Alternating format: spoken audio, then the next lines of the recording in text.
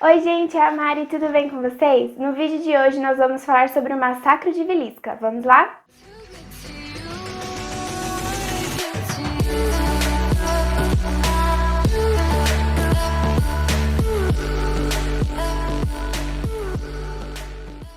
Para a gente entender melhor esse caso, a gente precisa conhecer um pouquinho melhor das vítimas, que é a família Moore. Eles eram ricos e eles viviam na cidade de Vilisca, que ficava localizado no condado de Montgomery, no estado de Iowa, nos Estados Unidos.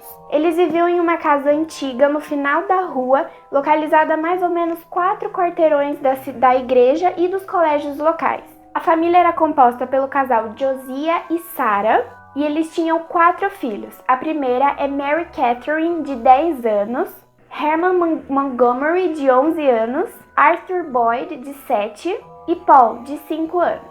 Bom, no início da noite de 9 de junho de 1912, os Morris levaram as crianças para um serviço de comemoração do Dia das Crianças na igreja presbiteriana. Bom, esse serviço era co-dirigido pela Sarah e as crianças tinham o costume de atuar em peças produzidas pela igreja. Bom, tinham 2 vizinhas irmãs chamadas Lena e Ina Stingler, de 12 e 8 anos, respectivamente, que sempre estavam por perto. E naquele dia, elas pediram permissão para os pais para poderem dormir na casa dos Moore depois da celebração lá na igreja. O evento acabou cerca de 9h30 da noite e os Moore, junto com as vizinhas, partiram para a casa deles. Bom, no dia seguinte, era umas 7 da manhã, uma vizinha chamada Mary Peckham, ela achou estranho que nenhum dos Moore tinha saído ainda de casa para realizar as tarefas matinais. Bom, ela bateu na porta de frente da casa, só que ninguém atendeu, e aí ela tentou abrir a porta, só que estava trancada. E aí o que Mary fez? Ela decidiu soltar as galinhas dos Moore, porque de repente ia fazer algum barulho, eles iam escutar, e chamar o irmão de Josiah, chamado Ross Moore. E de novo, mesmo eles tentando, ninguém atendeu e ninguém apareceu. Bom, o irmão de Josiah, Ross, ele tinha uma cópia da chave da casa dos Moore, e aí ele tentou entrar enquanto Mary continuou ali na varanda. Bom, logo que Ross entrou, a primeira porta que ele abriu foi a porta do quarto de hóspedes. E quando ele entrou lá, ele viu sangue espirrado perto de uma porta da cama e corpos em cima dos lençóis da cama também. E eles estavam formando poças de sangue no chão. Bom, quando o Ross viu tudo aquilo, ele não teve outra reação a não ser ligar para o marechal chamado Harry Morton. Bom, esse marechal chegou por volta das 8h30 da manhã, 1h30 depois que a vizinha Mary chegou lá, e aí ele começou uma inspeção pela casa, começando pelo quarto de hóspedes que ficava no andar térreo. Bom, logo que ele começou, ele acreditava já ter achado logo de cara a arma do crime, que seria um machado que estava dentro do quarto, perto da porta. Esse machado ele estava parcialmente limpo e pertencia a Josiah. Bom, como eu falei, o Ross achou alguns corpos sob os lençóis nesse quarto de hóspedes, mas ele não mexeu, né, porque ele poderia danificar a cena do crime, inteligente ele. E aí o marechal, logo que ele entrou, ele viu esses corpos, mexeu e viu que pertenciam às vizinhas, a Lena e a Ina Stingler.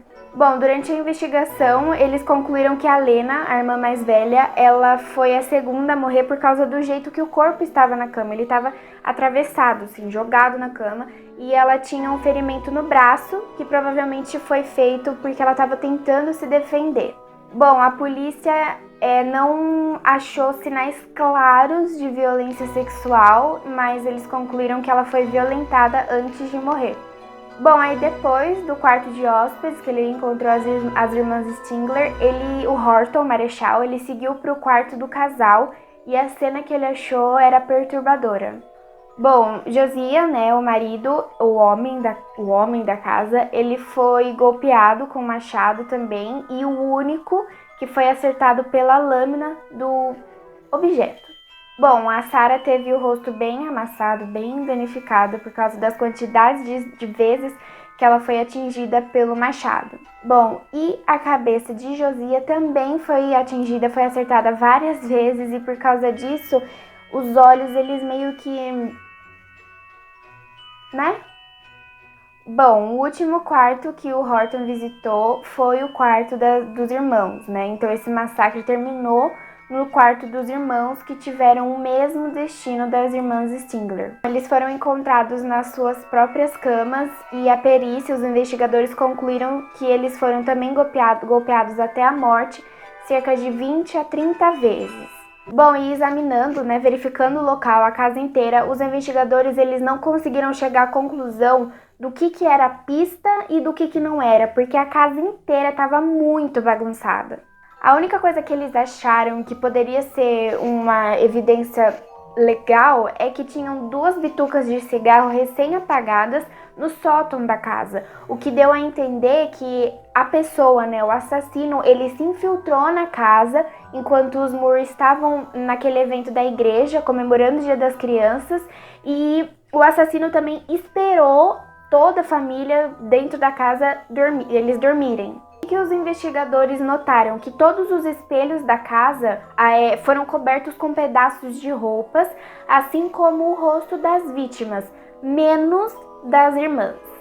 E também foram usados lençóis para cobrir as janelas da casa. E na cozinha tinha um pote e uma tigela assim de água, ensanguentado também, o que poderia ter sido usado pelo assassino para ele lavar as mãos. E antes de sair, o assassino também pegou as chaves e trancou a casa. Bom, a cidade era muito pequena, então a notícia correu muito rápido. Logo que a notícia se espalhou, mais de 100 pessoas estavam na cena do crime, espalharam digitais, pegadas e apagaram qualquer tipo de vestígio que tinha ali na cena do crime. Bom, já que os investigadores não tinham mais nenhuma pista, mais nenhum vestígio de quem seria esse homicida, começaram a surgir os nomes dos suspeitos. O primeiro foi Andrew Sayer. Bom, ele era um sem-teto conhecido na cidade e ele era suspeito de qualquer coisa que acontecia. Só que haviam evidências de que ele não estaria na cidade, que nenhuma evidência que conectava ao crime, e ele tinha sido preso na noite anterior ao assassinato em uma cidade vizinha. Bom, o segundo suspeito foi George Kelly, que era o padre ou sacerdote, pastor da igreja, e ele tinha chegado à cidade no dia 8 de junho para as comemorações. Bom, por que o nome dele estava na lista de suspeitos? Porque ele tinha um longo histórico perturbador de psicose e assédio sexual, só que ele tinha partido da cidade um pouco antes do crime ser descoberto, logo pela manhã. Bom, George ele chegou a ser preso e interrogado pelo juiz. Ele admitiu que tinha feito, que foi ele que matou a família, só que o júri não acreditou nele por causa dos históricos anteriores dele. Só que com o passar dos anos, George ficou assim louco, obcecado por esse caso da família, da morte da família, tanto que ele chegou até a mandar cartas para os investigadores, para a polícia, para ele saber mais detalhes do que tinha acontecido com a família. Em 1917, ele foi preso de novo, condenado pelo assassinato dos Moore, confessou mais uma vez e contou detalhadamente o que tinha acontecido naquela noite. Segundo ele tinha escutado Deus sussurrando no ouvido dele enquanto ele realizava coisa feia falar assim, né? Ele matava as pessoas. Ele falava que Deus tinha falado algo do tipo: faça com que os meus filhos venham a mim. Bom, só que algumas partes não se encaixavam direito com os acontecimentos e aí o júri descartou de novo George, liberou George e o caso foi arquivado. O próximo suspeito da lista era um político e empresário chamado Frank Jones e ele era fundador do Banco de Villisca, a cidade que aconteceu tudo isso. Bom, Josiah, ele tinha trabalhado com Frank há um tempo atrás, como se tivesse acontecido ontem o negócio. Josiah, ele tinha trabalhado com Frank, né? Só que aí ele decidiu abrir o próprio negócio e junto com ele levou um dos maiores clientes do banco. Bom, e a partir disso, Frank e Josiah se tornaram grandes inimigos comerciais e além disso também tinham vários rumores falando que Josiah tinha um caso com a nora de Frank. E aí, o que aconteceu? A polícia e os investigadores acreditavam que esses eram motivos de sobra para Frank matar a família. O que aconteceu? Eles acreditavam que Frank tinha contratado um homem chamado William Mansfield, que era outro suspeito da lista dele, só que esse cara era o único que realmente já tinha matado alguém. Ele já tinha matado os filhos, a esposa e o sogro com um machado.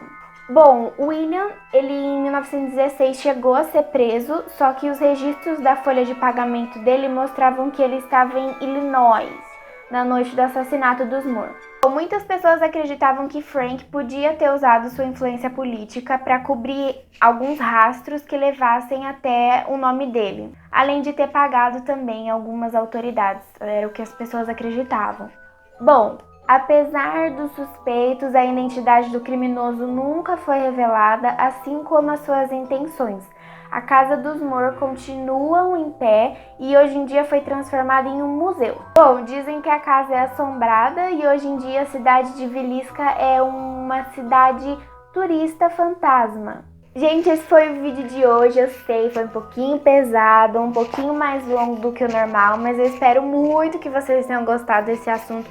É um tipo de assunto que eu gosto de falar também, é um pouquinho pesado, mas eu gosto bastante, então eu espero que vocês também tenham gostado.